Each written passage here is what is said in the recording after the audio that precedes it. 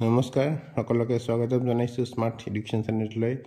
আজি অসম জিকেৰ 10টা most important প্ৰশ্ন লৈ আহিছো। ভিডিঅ'টো সকলোৱে ভালদৰে চাই থাকিব আৰু চেনেলটোত নতুনকৈ আহিছে যদি সাবস্ক্ৰাইব কৰিবলৈ নাপাহৰিব। আজি প্ৰথম প্ৰশ্নটো হ'ল which city is also known as tea city of India? কোনখন চহৰক টি চিটি অফ ইণ্ডিয়া বুলি জনা যায়? ইয়াৰ শুদ্ধ অপশ্যনটো হ'ল এ ডিব্ৰুগড়। ডিব্ৰুগড় ভাৰতৰ সৰ্ববৃহৎ চাহ ৰপ্তানিকাৰী চহৰ।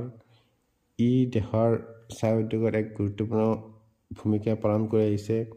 ডিব্ৰুগড় আৰু ইয়াৰ আশে-পাশে উৎপাদিত চাহ ব্যতিক্ৰমী মানদণ্ডৰ আৰু বিশ্বৰ বিভিন্ন প্ৰান্তলৈ ৰপ্তানি কৰা হয়। 2 নম্বৰ প্ৰশ্ন, which one is the epicenter of the Assam silk industry? কোনটো অসমৰ ৰেচম উদ্যোগৰ কেন্দ্ৰবিন্দু? ইয়াৰ শুদ্ধ অপশ্যনটো হ'ল শুৱালকুছি। 3 নম্বৰ প্ৰশ্ন, who is also known as বিহগী কবি? কাক বিহগী কবি বুলি জনা যায়? ইয়াৰ শুদ্ধ অপশ্যনটো হ'ল ডি ৰঘুনাথ চৌধুৰী। ৰঘুনাথ চৌধুৰী অসমীয়া সাহিত্যৰ ৰোমান্টিক যুগৰ এগৰাকী বিশিষ্ট কবি আছিল। তেওঁ প্ৰকৃতিক কেন্দ্ৰ কৰি অসংখ্য কবিতা ৰচনা কৰাৰ বাবে তেখেতক বিহগী কবি বুলি জনা যায়। 4 নম্বৰ প্ৰশ্ন, who had established the Barpeta Satra in Barpeta? কোনে বৰপেটাত বৰপেটা সত্ৰ প্ৰতিষ্ঠা কৰিছিল? ইয়াৰ শুদ্ধ অপশ্যনটো হ'ল বি মাধৱদেৱ। বৰপেটা সত্ৰ অসমৰ বৰপেটা জিলাৰ বৰপেটা চহৰত অৱস্থিত এখন ঐতিহ্যমণ্ডিত সত্ৰ। মাধৱদেৱে 1583 খ্ৰীষ্টাব্দত বৰপেটা সত্ৰ প্ৰতিষ্ঠা কৰিছিল আৰু তাত তেওঁ 8 বছৰ ধৰি আছিল। তেওঁ মথুৰা দাস বুঢ়াগোহাঁইক সত্ৰৰ প্ৰথম সত্ৰাধিকাৰ হিচাপে নিযুক্তি দিছিল। 5 নম্বৰ প্ৰশ্ন, দি আসাম দিৱস ইজ চেলিব্ৰেটেড অন? অসম দিৱস উদযাপন কৰা হয়। ইয়াৰ শুদ্ধ অপশ্যনটো হ'ল ডি 2 ডিচেম্বৰ। আহোম সাম্ৰাজ্যৰ প্ৰতিষ্ঠাপক তথা আহোমৰ প্ৰথম ৰজা চাওলুং চুকাফাক স্মৰণ কৰি প্ৰতি বছৰে 2 ডিচেম্বৰত সমগ্ৰ অসমতে অসম দিৱস বা চুকাফা দিৱস পালন কৰা হয়। 6 নম্বৰ প্ৰশ্ন, in terms of area the smallest district of Assam is? আয়তনৰ ফালৰ পৰা অসমৰ আটাইতকৈ সৰু জিলা হৈছে? ইয়াৰ শুদ্ধ অপশ্যনটো হ'ল বি চাউথ শালমাৰা মানাকাছাৰ।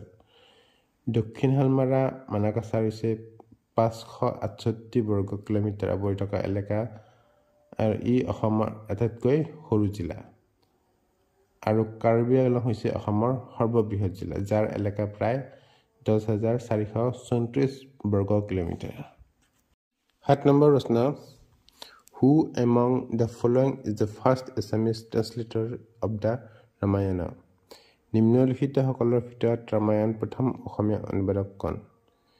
ইয়াৰ শুদ্ধ অপশ্যনটো হ'ল বি মাধৱ কন্দলি।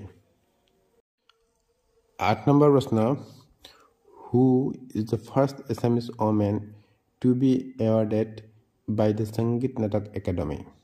সংগীত নাটক একাডেমি বঁটা লাভ কৰা প্ৰথম অসমীয়া মহিলাগৰাকী কোন? ইয়াৰ শুদ্ধ অপশ্যনটো হ'ল ডি প্ৰতিমা পাণ্ডে বৰুৱা। প্ৰতিমা পাণ্ডে বৰুৱা আছিল অসমৰ এগৰাকী লোকসংগীতৰ শিল্পী। তেখেতে ধুবুৰীৰ গৌৰীপুৰীয়া ৰাজ পৰিয়ালৰ জীয়ৰী আছিল। 1956 চনত ডক্টৰ ভূপেন হাজৰিকাৰ এৰাবাটৰ সুৰ চলচ্চিত্ৰত দুটা গীতত কণ্ঠদানেৰে তেওঁ সংগীতৰ মূল জগতত খোজ পেলায়। গোৱালপাৰীয়া লোকগীতলৈ অৱদানৰ বাবে তেখেতে পদ্মশ্ৰী বঁটা আৰু 1988 চনত সংগীত নাটক একাডেমি বঁটা লাভ কৰিছিল। 9 নম্বৰ প্ৰশ্ন, the first novel by Rajanikanta Bordoloi was? ৰজনীকান্ত বৰদলৈৰ প্ৰথম উপন্যাসখন আছিল? ইয়াৰ শুদ্ধ অপশ্যনটো হ'ল বি মিৰি জীয়ৰী। বৰদলৈ মুঠ 9খন উপন্যাস ৰচনা কৰিছিল। 1894 চনত প্ৰকাশিত মিৰি জীয়ৰী হ'ল ৰজনীকান্ত বৰদলৈৰ প্ৰথম উপন্যাস। জনজাতীয় জীৱনক কেন্দ্ৰ কৰি বাস্তৱ জীৱনৰ পটভূমিত ৰচনা কৰা এইখন ৰজনীকান্ত বৰদলৈৰ প্ৰথম উপন্যাস হোৱাৰ লগতে এইখন তেওঁৰ একমাত্ৰ সামাজিক উপন্যাস। 10 নম্বৰ প্ৰশ্ন, Which one of the following places is the site of rainforest in Assam and in which district? নিম্নলিখিত কোনখন স্থানত অসমৰ বৰষুণৰ অৰণ্য আছে আৰু কোনখন জিলাত আছে? ইয়াৰ শুদ্ধ অপশ্যনটো হ'ল বি জয়পুৰ ডিব্ৰুগড়।